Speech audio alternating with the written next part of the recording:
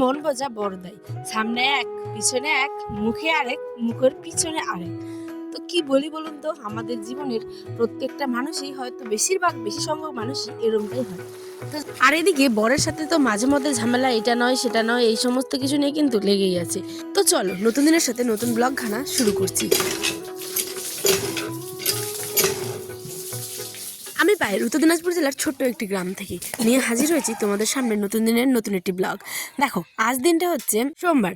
সকালবেলা উঠেই প্রত্যেক দিন টাইম মতো রান্না করার পরেও, সংসারের হাজারটা কাজ করার পরেও বরমশা কিন্তু কোনোদিনও খেয়ে যাবে না। এই এক ঝামেলা নিয়ে পড়েছি আমি রোজ দিনকার অশান্তিতে। তার আগে তোমাদের একটা জিনিস দেখায়, দেখো আমাদের গাছ ভর্তি করে কত লেবু হয়েছে। এগুলো কিন্তু পাতি বা মানে যে কাগজি লেবু হয় সে সমস্ত লেবু কিন্তু না। হ্যাঁ দেখো, একেবারে কমলা লেবুর মতো হলুদ টুকটুকে হয়ে আছে, একদম মানে পেকে গেছে। এটা না মৌসুমি বলে, মানে একটু হাইব্রিড টাইপের যে লেবুগুলো হয় সেগুলোই। তো আজ বাড়িতে বহুদিন পর, মানে বহুদিন বলছি সরি ভুল বললাম, মানে বেশ কিছুদিন পর রান্না করব হচ্ছে গিয়ে কচুর তরকারি, মানে এটা বাঁশকচু ভাজা, আর সাথে করব হচ্ছে গিয়ে একটু গরুর মাংস আছে, সাথে একটু চিকেন আছে, আর করব হচ্ছে আলু ভর্তা। তো এই সমস্ত কিছুতেই হয়ে যাবে আমাদের খাওয়া দাওয়া। দেখো তোমাদের একটা কথা বলি, ইউটিউব ভিডিও করি বলে আমাদের গ্রামের কিছু অশিক্ষিত অভদ্র মানুষজন এমন এমন কথাবার্তা বলে যা তুমি জীবনে কোনোদিনও কল্পনাও করতে পারবে না। হ্যাঁ, আমি আবার রিপিট করছি, কিন্তু কিছু সংখ্যক মানুষ, প্রত্যেকের কথা বলছি না। বা আমি আমার যে মানে পরিবার, ইউটিউব পরিবার, আমি তাদের সম্বন্ধেও কোনো কিছু বলছি না। আপনি বা যারা আপনারা বা তোমরা যারা আমার এই ভিডিওটা দেখছো, আমি কিন্তু তোমাদেরও কোনো কিছু বলছি না। কিন্তু আমার চেনা জানা, আমার মানে কাছের কিছু মানুষজন মুখে এক বলে আর মুখের পিছনে রাস্তায় রাস্তায় লোকের কাছে গিয়ে বলে বেড়ায় আরেক। তো এই হচ্ছে মানুষের পরিচয়। মানুষের রুচি কিন্তু মানে রুচির পরিচয় তার কথাবার্তাতেই পাওয়া যায়, ঠিক আছে? তো আমি ইউটিউব ভিডিও করি আমার নিজের মানে পরিশ্রমে, আমার নিজের ইচ্ছে শক্তি দিয়ে আমি একটা ভিডিও তৈরি করে আপনাদের সামনে বা তোমাদের সামনে আমি প্রেজেন্ট করি। তো সেই ভিডিওটা নিয়ে মানুষ এমন এমন কথাবার্তা বলে, বিশেষ করে সেই মানুষগুলো কিন্তু যারা আবার বলে, তাদের মধ্যে বিদ্যের বটুকু নেই। আমি নিজেকে নিয়ে অহংকার করছি না, কখনো করবও না। আর সেই দিন যাতে উপরওয়ালা আমাকে না দেয় যে আমি নিজেকে নিয়ে কখনো অহংকার করছি, ঠিক আছে? কিন্তু কিন্তু একটা আছে, কিন্তু কিছু সংখ্যক মানুষ দেখবে গ্রামের সাদাসিধে সরল ভালো মানসিকতার, কেউ কারো উন্নতি দেখলে মানে মানে হিংসেতে জ্বলে যায়, বলে না। আর আমি তো সেখানে কোনো কিছুই না, আমি তো চুনোপুটি মাত্র।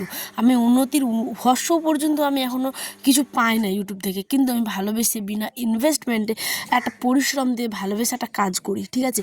মানুষের সেটুকুও সহ্য হয় না। আর দেখবে বিশেষ করে ইউটিউবে যদি গ্রামের সাধারণ মধ্যবিত্ত বাড়ির থেকে কেউ যদি ইউটিউব ভিডিও করে, সেগুলো নিয়ে লোকে হাজার কথা বলবে, হাজার হাজার হাজার।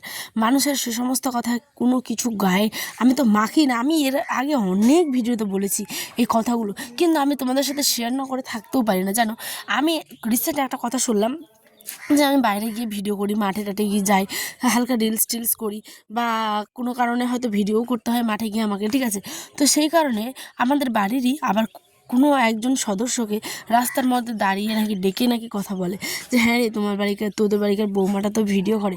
এটা না আমার কাছে একটা অহংকার, ঠিক আছে? এটা কোনো লজ্জার বিষয় না। আর যারা এটাকে লজ্জা মনে করে তাদের তো ঘরে চুরি পরে দরজা বন্ধ করে মুখটা টেবিলের নিচে বা খাটের নিচে ঢুকে বসে থাকা উচিত, ঠিক আছে? ইউটিউব ভিডিও করা মানে কি লজ্জার? কে বলেছে? হ্যাঁ, কে বলেছে? আপনি ভিডিওটা দেখছেন হয়তো, আমি জানি, কিন্তু আপনাকে আমি ডিরেক্ট তো আপনার বাড়ি গিয়ে ঝগড়া করবো না। আমি আমার ভিডিওর মাধ্যমে আপনাকে উত্তরটা দিতে বাধ্য হলাম। আপনার মতন মানে অশিক্ষিত অভদ্র মানুষ আমি তো জীবনে কোনোদিনও একটা দেখিনি।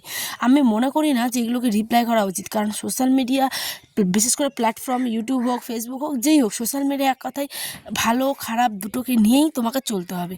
তোমার হেটার্স তোমার দরকার, হেটার্সদেরও।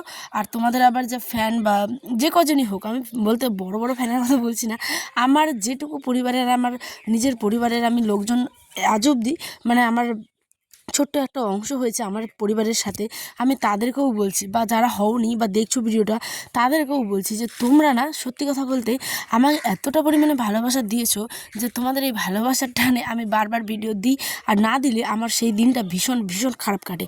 এই হচ্ছে কি ব্যাপার। তো মানুষের মানসিকতা কোনোদিনও পাল্টাবে না। মুখে বলে এক, যখন গাছে চড়িয়ে দিবে হ্যাঁ ভালো হচ্ছে, করো করো করো, এটা সেটা। আর বাবা আমি তো জানি যে ওই আমার পিছনে আবার আমারই কথা বলে, আমারই কথাবার্তা ছুরি কাটা ছেঁড়া এই সমস্ত কিছু করবে। তো এই হচ্ছে গিয়ে মানুষের স্বভাব কোনোদিনও পাল্টাবে না।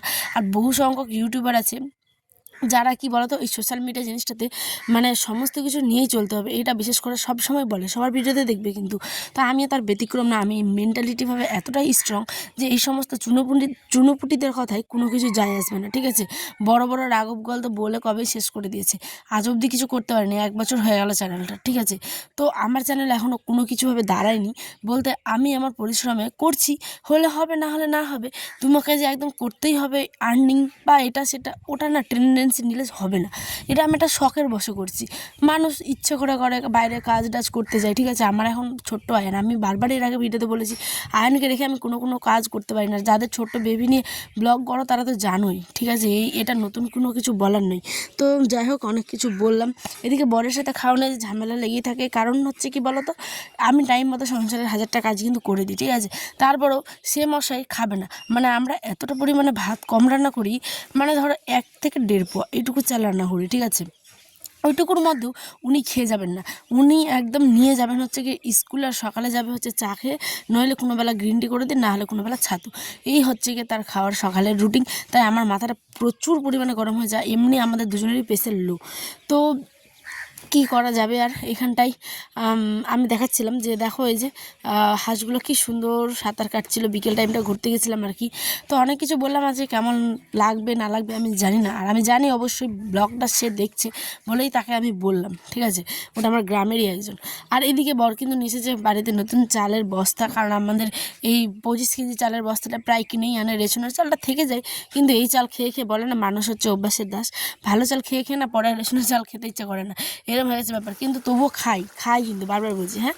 এদিকে আমি রাতে রান্না করেছিলাম আলু দিয়ে টমেটো দিয়ে ল্যাটা মাছের তরকারি, আর স্বাদ হয়েছিল গরম গরম ভাত। তো আজ আসি, দেখা হবে ব্লগে। সকলে ভালো থাকবেন, সুস্থ থাকবেন, আর ব্লগটা কেমন লাগলো অবশ্যই কিন্তু আমাকে কমেন্টে জানাবেন।